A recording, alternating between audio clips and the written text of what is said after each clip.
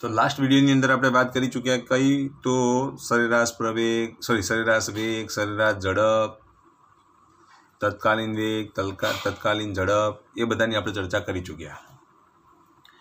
आजना विडियोनी अंदर आपणे बात करीशुं एक नवी भौतिक राशिनी अने ए भौतिक राशि कई है तो सरेराश प्रवेग,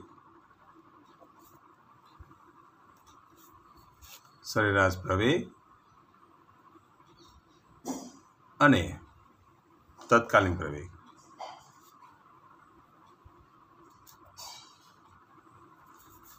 हवे अहींया ध्यान आपो, सरेराश प्रवेग कोने कहेवाय, तत्कालीन प्रवेग कोने कहेवाय एनी आपणे वात करीशुं। तो पहेला चर्चा करी लईए आपणे सरेराश प्रवेगनी। तो पदार्थना वेगमां थतो फेरफार अथवा तो कणना वेगमां थतो फेरफार, कणना वेगमां थतो फेरफार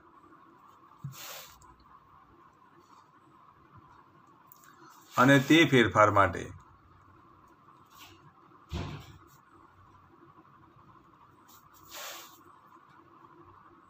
लागता समयना गुणोत्तरने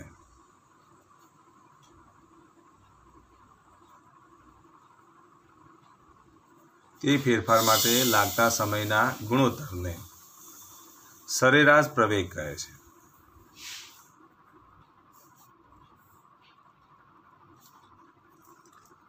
हवे धारो के कोई कण T1 समये कणनो T1 समये वेग V1 छे, T2 समये वेग V2 छे। तो T1 समय वेग V1 और T2 समय वेग V2 है। तो देरफोर अहींया वेगमां थतो फेरफार केटलो, तो समयमां थतो समयगाळो केटलो थाय पहेला तो आपणे शोधी काढीए। तो समयगाळो और समयगाळाने आपणे डेल्टा टी वडे दर्शावीए तो T2 - T1 थाय। तो आ समयगाळो मळी गयो। वेगमां थतो फेरफार केटलो,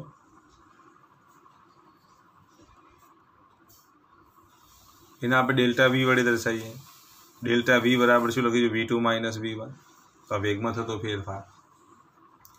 तो जो समयगाळो मळी गयो, वेगमां थतो फेरफार मळी गयो, तो तेना परथी आपणे सरेराश प्रवेग आ रीते लखी सकीए के सरेराश प्रवेग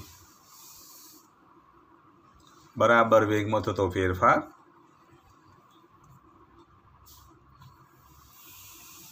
भाग्या शुं आवशे समयगाळो। भाग्या शुं लखीशुं समयगाळो। हवे सरेराश प्रवेगने लेस देन ग्रेटर देन ए वडे दर्शावीशुं। एसिलरेशन नो ए लईशुं। वेग એટલે વેલોસિટી નો આપણે v લેતા હતા, અહીંયા આપણે શું લઈશું પ્રવેગ માટે, સરેરાશ પ્રવેગ માટે લેસ દેન ગ્રેટર દેન એ અથવા તમે a બાર વડે દર્શાવો તો પણ ચાલે। તો વેગમાં થતો ફેરફાર કેટલો તો ડેલ્ટા v ભાગ્યા સમયગાળો કેટલો ડેલ્ટા t, એટલે આના બરાબર જો લખો તો v2 - v1 upon t2 - t1 લખી શકાય। તો આ સરેરાશ પ્રવેગ થયો। હવે સરેરાશ પ્રવેગ એ કેવી રાશિ છે તો વેગ સદિશ રાશि હોય તો સરેરાશ પ્રવેગ પણ કેવી રાશि હોય તો સદિશ રાશि છે। તો સરેરાશ પ્રવેગ એ સદિશ રાશિ છે અને તેની દિશા વેગમાં થતા ફેરફારની દિશામાં છે। તેની દિશા વેગમાં થતા फेरफारनी दिशा में।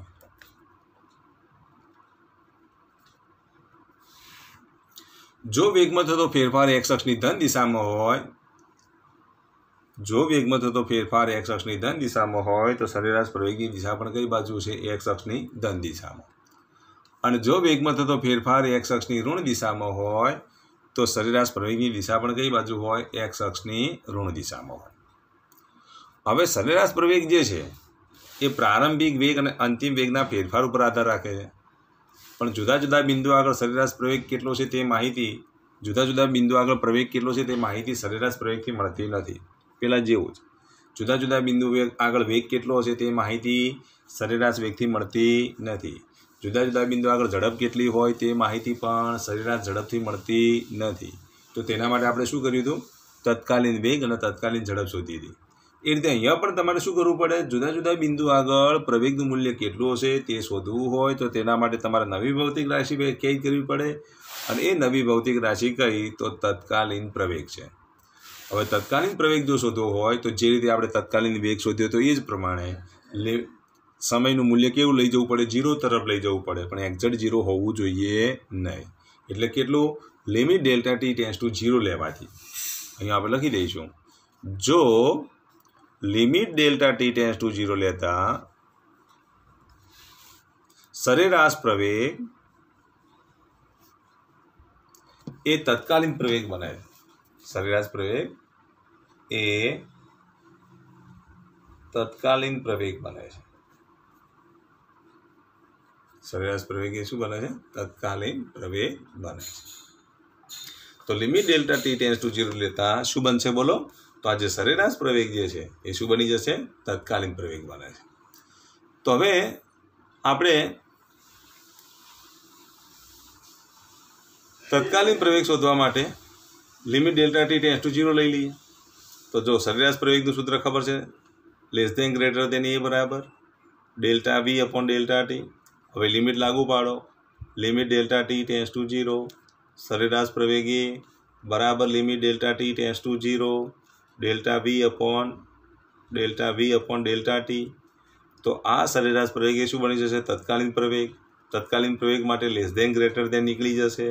તો આ બાજુ ડેલ્ટા ટી જે છે એની જગ્યાએ આપણે ડીટી લખીશું અને ડેલ્ટા વીની જગ્યાએ ડીવી લખીશું. એટલે અહીંયા શું થઈ જશે બોલો? Dv by dt. તો આ જે મળ્યું એ બરાબર ડીવી બાય ડીટી એના આપણે તત્કાલીન પ્રવેગ કહીશું. તો વેગનું સમયની સાપેક્ષમાં વિકલન કરવાથી શું મળે? પ્રવેગ મળે. તો તત્કાલીન પ્રવેગ મેળવવા માટે વેગનું સમયની સાપેક્ષમાં શું કરવું પડે? વિકલન કરવું પડે. તો આ રીતે આપણે તત્કાલીન પ્રવેગ શોધી શકીએ. તો તત્કાલીન પ્રવેગ શોધવા માટે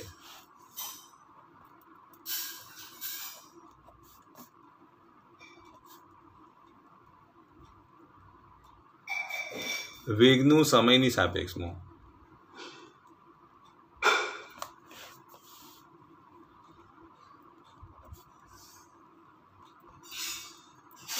વિકલન કરવું પડે.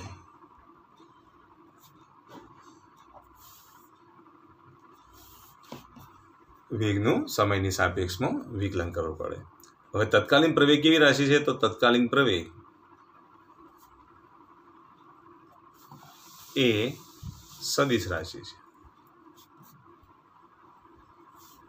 તેની દિશા કઈ બાજુ હોય? તો તેની દિશાની વાત કરીએ તો આટલું યાદ રાખવાનું, જો તત્કાલીન પ્રવેગની દિશા એ સદિશ રાશિ છે તેની દિશા કઈ બાજુ હોય? તો પહેલામાં શું લખ્યું? તો આપણે વેગમાં થતા ફેરફારની દિશામાં છે.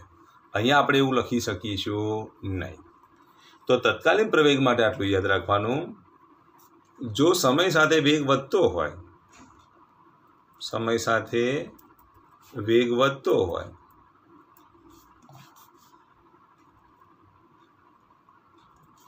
તો પ્રવેગની દિશા વેગની દિશામાં હોય. સમય સાથે વેગ વધતો હોય તો પ્રવેગની દિશા કેવી હોય? તો વેગની દિશામાં હોય. દાખલા તરીકે કારની વાત કરીએ અથવા બસની વાત કરીએ, જ્યારે એક્સિલેટર આપવામાં આવે તો વેગમાં શું થાય? વધારો થાય. વેગ વધે તો વેગની દિશામાં પ્રવેગની દિશા હોય. તો એક્સિલેટર આપવાથી વેગ વધે છે, તો એ વખતે વેગની દિશા અને પ્રવેગની દિશા કેવી હોય? સમાન હોય. સમય સાથે વેગ ઘટતો હોય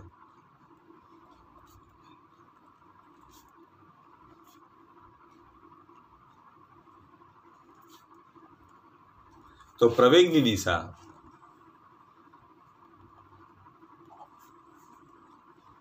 એ વેગની વિરુદ્ધ દિશામાં હોય.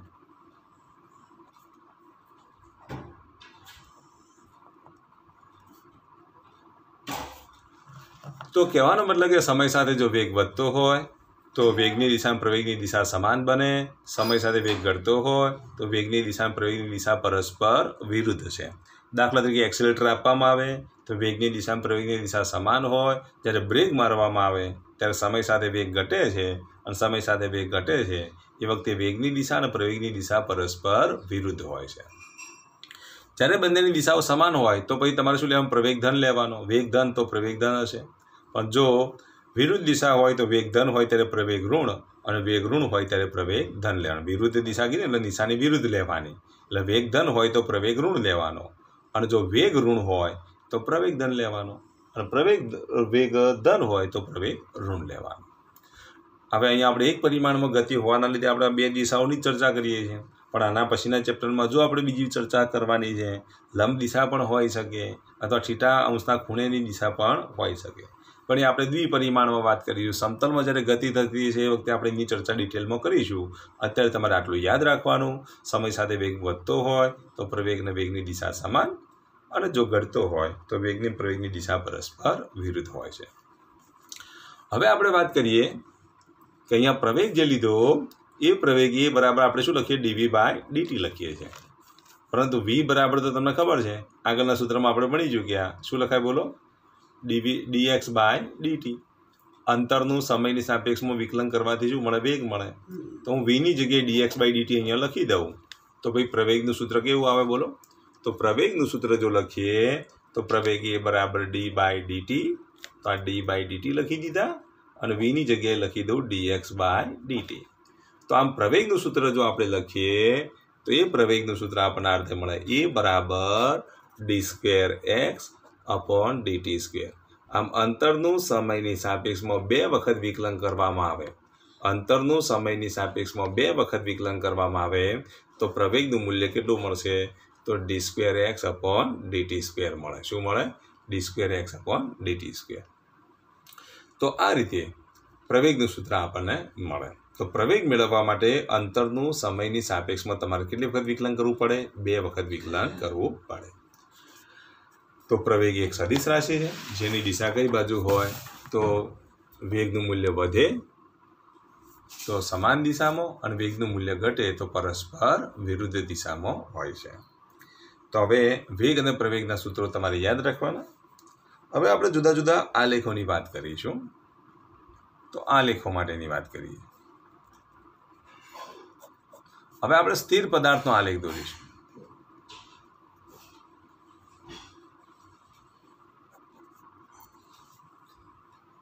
તો સ્થાન કેવું રહેશે? અચળ. સ્થિર પદાર્થ માટે સ્થાન અચળ રહેશે. વેગ કેટલો હોય તો વેગમાં સ્થાનમાં થતો ફેરફાર શૂન્ય.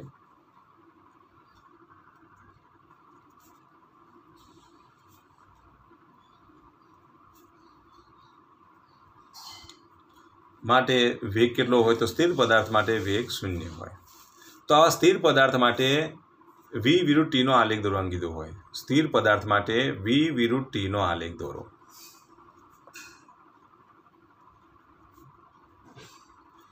હવે જો અહીંયા ધ્યાન આપો, v એટલે વેગ, t એટલે સમય. સ્થિર પદાર્થ માટે, કયા પદાર્થ માટે? સ્થિર પદાર્થ માટે v વિરુદ્ધ t નો આલેખ દોરવાનો છે. હવે સ્થિર પદાર્થ માટે v વિરુદ્ધ t નો જો આલેખ દોરવાનો તો આટલું યાદ રાખો, પહેલો જે ઘટક જે છે એ કયા અક્ષ ઉપર લેવાનો? y અક્ષ ઉપર. ફિઝિક્સમાં આટલું યાદ રાખવાનું. જો પહેલો ઘટક છે કયા અક્ષ ઉપર લેવાનો? y અક્ષ ઉપર. અને આ બીજો ઘટક જે છે આના મૂલ્યો કયા અક્ષ ઉપર લેવાના? x અક્ષ ઉપર. તો જો v વિરુદ્ધ t નો આલેખ હોય તો આ જે v વાળું પદ જે છે એટલે કે આ ભૌતિક રાશિને આપણે કયા અક્ષ ઉપર લઈશું? તો y અક્ષ ઉપર લઈશું. અને આ ભૌતિક રાશિને આપણે કયા અક્ષ ઉપર લઈશું? x અક્ષ ઉપર લઈશું.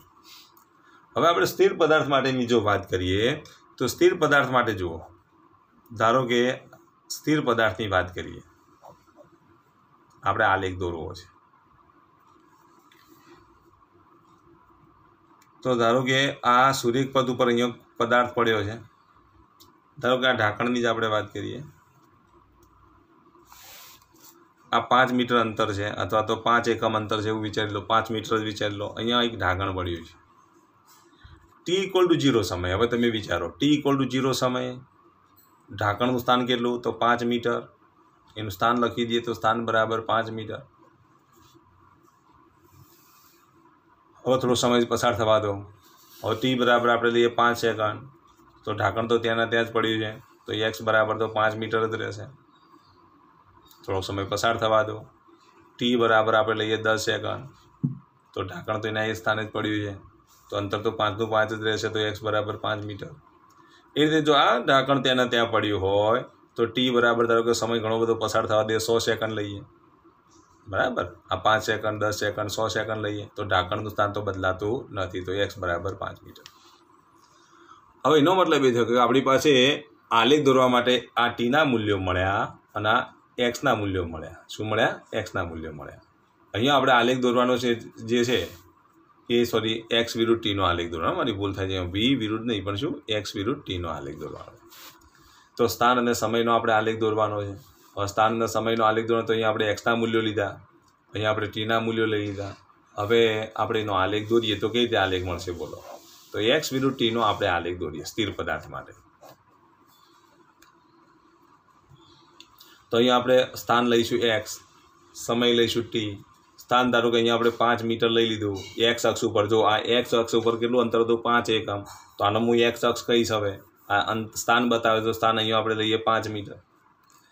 हवे अहींया समय लीए तो 0, पछी समय लीए केटला तो 5 सेकंड, पछी समय लीए 10 सेकंड, पछी लईए अहींया 15 second up to dash dash dash up to 100 second वगैरे वगैरे। हवे तमे विचारो 0 ए केटला लेवाना? 5। तो आ 0 ए 5 એટલે આ બિંદુ લેવું પડે? આલેખ દોરતા આવડે કે નહીં? 5 એ પણ કેટલા લેવાના? 5। તો આ બિંદુ લેવું પડે। 10 એ કેટલા લેવાના? તો 10 એ પણ કેટલા લેવાના? 5। તો 10 એ 5 લઈએ તો આ બિંદુ મળે। ત્યાર પછી જો 100 એ કેટલા લેવાના? 15 એ પણ 5 અને એ રીતે આગળ પણ 5। તો આ બધા બિંદુઓને જોડતો જો રેખા દોરીએ રેખાખંડ, તો એ રેખાખંડ આ રીતે મળે। તો પછી એનો આલેખ આવો મળે। तो x विरुद्ध t नो आलेख दौरवानो आवे स्थिर पदार्थ माटे। जो x विरुद्ध t नो जो आलेख दौरीए तो ये आलेख आपने केवो मळशे? आवो सुरेख मळे। केवो मळे? सुरेख मळे। ख्याल आवी गयो? जे t ना अक्षने केवो होय? समांतर होय।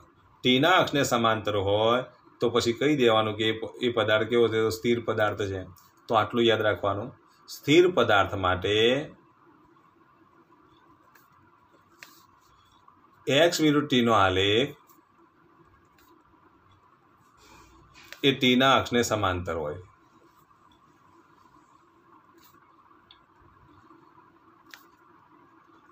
टी ना अक्षने केवो होय छे? समांतर होय छे। तो एक्स विरुद्ध टी नो आलेख जो दौरीए तो ए आलेख केवो मळशे? टी ना अक्षने समांतर मळे छे। गमे तेम समय पसार थाय कण पोतानुं स्थान बदलतो नथी अने स्थान बदलतो नथी એટલે 5 मीटर ज પડ્યો રહે છે માટે એનો આલેખ કેવો મળશે? આવો સુરેખ મળે છે। ટી ના અક્ષને કેવો છે? સમાંતર છે। અને જ્યારે x વિરુદ્ધ t નો આલેખ જ્યારે t ના અક્ષને સમાંતર હોય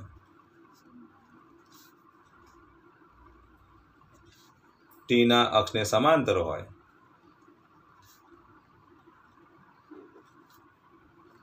ત્યારે તેનો વેગ કેટલો થાય? તો તેનો વેગ v बराबर 0 थाय। केटलो थाय? टी ना अक्षने समांतर होय त्यारे तेनो वेग केटलो लेवानो? तो 0 लेवानो। केटलो लेवानो? 0 लेवानो। तो आना परथी तमे नक्की करी शको के एनो वेग केटलो छे? तो 0 छे। हवे अहींया ध्यान आपो। तो आ स्थिर पदार्थ माटे x विरुद्ध t नो आलेख दौर्यो। हवे जो स्थिर पदार्थ माटे v विरुद्ध t नो आलेख दौरवा वेगनो आलेख दौरवामां आवे तो जो पदार्थ तो स्थिर ज रहेवानो छे। अहींयो पदार्थ आपणे केवो राख्यो? स्थिर राख्यो। पदार्थ स्थिर होय तेनो वेग केटलो? 0 ज कहेवाय, गति करतो ज नथी।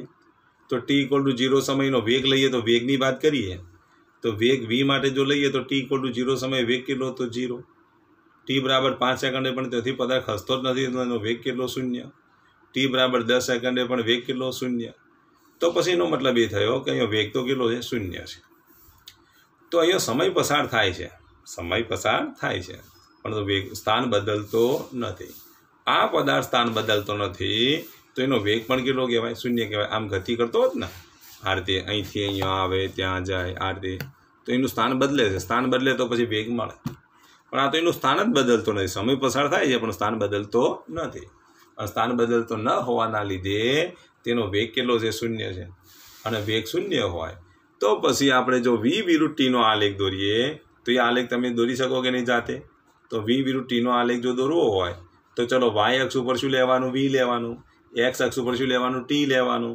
y अक्ष पर v और x अक्ष पर t और v विरुद्ध t नो जो आलेख दौरीए तो ये आलेख आपने आ रीते मळे v विरुद्ध t नो आलेख। तो जो t = 0 समय 0 ए 0 0 ए 0 0 0 बिंदु एटले आ मळे के नहीं? पछी जो x अक्ष 5 0 5 0 एटले आ बिंदु मळे के नहीं? ત્યાં પછી 10 0 એટલે આ બિંદુ મળે કે નહીં, 15 0 એટલે આ બિંદુ મળે કે નહીં, 100 0 એટલે આ બિંદુ મળશે. તો પછી આ આલેખ જો દોરીએ તો ટીના અક્ષ ઉપર શું થઈ જશે? સંપાત થઈ જશે. તો આમ જ્યારે v વિરુદ્ધ ટીનો આલેખ દોરવામાં આવે સ્થિર પદાર્થનો, તો તેનો વેગ કાયમના માટે જો 0 જ રહે છે. શું રહે છે? 0 જ રહે છે. તો આમ સ્થિર પદાર્થ માટે v વિરુદ્ધ ટીનો આલેખ દોરીએ તો અહીંયા દોરાય, જ્યારે x વિરુદ્ધ ટીનો આલેખ જો દોરીએ તો જો એનું સ્થાન જે હોય પ્રારંભિક સ્થાન એને અનુલક્ષીને આ રીતે દોરાય. જો 10 મીટર હોત તો હું અહીંયા દોરોત, 20 મીટર સ્થાને પડ્યો હોત પદાર્થ તો હું અહીંયા દોરોત, સોરી 10 મીટર માટે અહીંયા દોરું, 20 મીટર માટે અહીંયા દોરોત, ધારો કે 1 મીટર માટે અહીંયા દોરો, 0 મીટર માટે અહીંયા દોરો. ધારો કે -5 મીટર હોત તો આમ નીચેની બાજુ દોરો, -10 સેન્ટીમીટર 10 મીટર હોત તો અહીંયા નીચેની બાજુ દોરો. પણ આલેખ કેવો હોત? ટીના અક્ષને સમાંતર હોત. જ્યારે અહીંયા વેગ શૂન્ય હોય તો આલેખ કેવો મળશે? બોલો, ટીના અક્ષ ઉપર સંપાત થઈ જશે.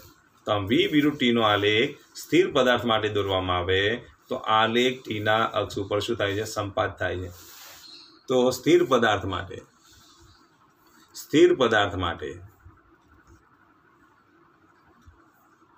v વિરુદ્ધ ટીનો આલેખ એ ટીના અક્ષ સાથે સંપાત થાય છે. શું થાય છે? ટીના અક્ષ સાથે સંપાત થાય છે. તો આટલું તમારે યાદ રાખવાનું.